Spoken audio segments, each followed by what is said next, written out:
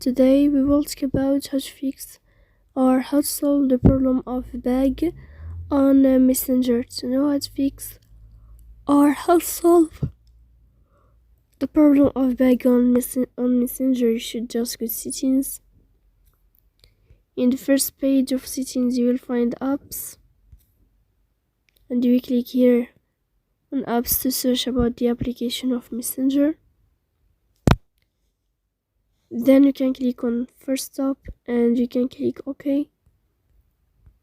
After that you'll enter to the window of storage. Here you can click clear cache. Don't click clear data because that can cause you errors or can delete your account. So please don't forget to support us by like and subscribe. See you next time in another video, and thank you for your attention and your watching.